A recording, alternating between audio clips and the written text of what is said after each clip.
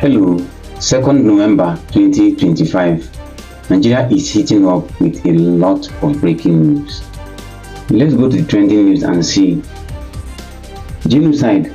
Trump threatens military actions in Nigeria. Alert US Department of War. NARD strike. Nigerian government approves 11.9 billion naira for doctors. Pledges mass recruitment. PDP factions emerge. Anyanwụ group suspends Damagun orders. Release Nnamdi Kanu or forget Southeast votes, says Aloy Ejimakor. Now we go to the news in detail. Genocide. Trump threatens military actions in Nigeria. Alerts US Department of War. US President Donald Trump has asked American Department of War to prepare for possible action against Islamic terrorists in Nigeria. In a post on Truth Social, Trump warned that the US could end all aid to Nigeria if the government fails to stop attacks on Christians. He described the situation as horrible atrocities and called for swift action. In response, President Tinubu rejected Trump's remarks, saying Nigeria is a democracy that protects freedom of religion and belief. This comes after Trump redesignated Nigeria as a country of particular concern over alleged religion persecution. The swiftness of this action is suspicious, but nevertheless, as Nigerians, we have to wake up to the reality on ground. You should have swung to action by declaring some state of emergency, deploying military, as we have done when you fell the Southeast, the IPOB, when the Nigerian military fell the IPOB,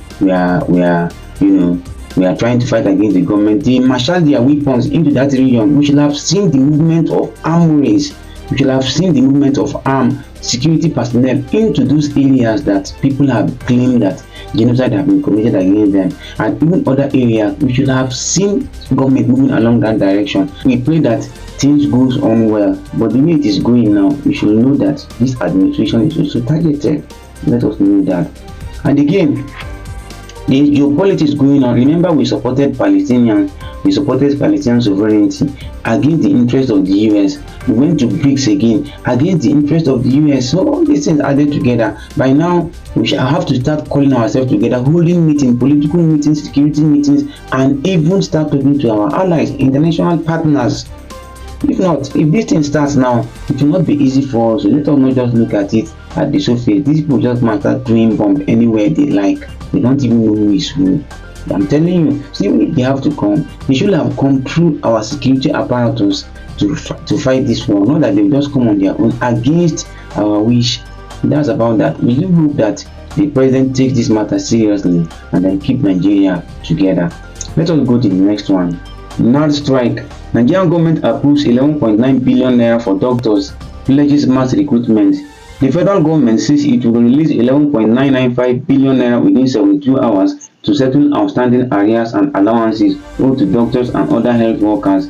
The Ministry of Health says this move follows President Bola Tinubu's directive and aims to resolve welfare concerns raised by the Nigerian Association of Resident Doctors, who began an indefinite strike over unpaid benefits. So far, the government says over 18 billion naira has already been paid, and recruitment for 15,000 new health workers is underway to tackle brain drain. Talks are going with health unions to restore stability in Nigeria's health sector. Nigerians, we like fire brigade approach. These people have been given. They went on 2 weeks warning strike. They give an ultimatum. The federal government did not do anything. Now that they have embarked on the strike, that is when. Where was this money? Why do we take things for granted like this? Do you know the number of people that have lost their lives yesterday because of this issue of this strike? This is how we usually do things. Fire brigade approach. It is wrong. We have planners, we have Ministry of Health, we have other people that are supposed to be doing this. Everything must not fall on the table of the president. What have they been doing? So we have to really wake up. We hope that the doctors will go back and start treating our patients. Let us move to the next one. PDP factions emerge. Anyanwụ group suspend Damagun orders. Nigeria's main opposition party, the PDP, has plunged deeper into internal crisis. A faction loyal to FCT Minister Nyesom Wike has announced the suspension of acting national chairman Umar Damagun and 5 top party officials, citing alleged incompetence and misconduct. In response, Damagun's camp had earlier suspended Senator Samuel Anyanwụ and others. showing just how divided the party's leadership has become as both sides trade suspensions. Questions grow about the PDP's unity ahead of future elections. I said it yesterday when I was telling you about defection, that the only time your defection can be legitimate based on Nigerian law, it is when the party is divided. You see, they have gone to that level now. PDP did this leading to 2014 election when they merged with APC, the new PDP, when they now merged and formed APC. Now again, this division now is giving back into all these defectors. Yes, because now they have legitimate reason to defect, saying that there is division in the party. Can you see our politicians think they are smart, and all this we are watching you? You better face governance before this thing will slip from your hand. We don't pray so.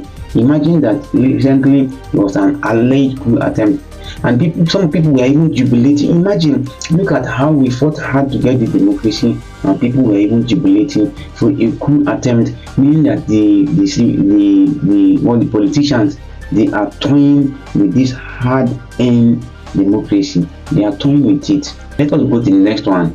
Release Nnamdi Kanu or forget Southeast votes. Aloy Ejimakor wants Tinubu. Aloy Ejimakor, special counsel to Nnamdi Kanu, has urged President Tinubu to release the IPOB leader or risk losing the support of voters in Nigerian Southeast.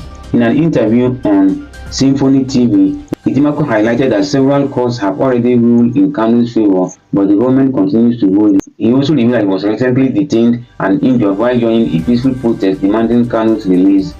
Despite his holding, Ejimakor says he will keep pushing for justice, while human rights activist Omoyole Sowore has also vowed to continue peaceful protests until Kanu regains his freedom. Very important. This issue is still going on, but let me tell you, Aloy Ejimakor, the Southeast leaders are in charge of Kanu's release. Forget about it. This issue is about politics, not just about the court. Go rally around the Southeast leaders and tell them to come to terms. Even if you are going to threaten anybody with votes, it is the Southeast leaders you threaten with votes. You have to go and threaten them. Now Anambra election is coming up. Go and threaten them that you will not vote except they release Nnamdi Kanu. But let me tell you, with or without the Southeast vote, a president will emerge in Nigeria. So that's not a threat. That is not a threat. And you don't know what even if you vote for another person, you don't know what they are going to do. You don't need their own political interest on this matter. Follow for more. November 2nd, 2025.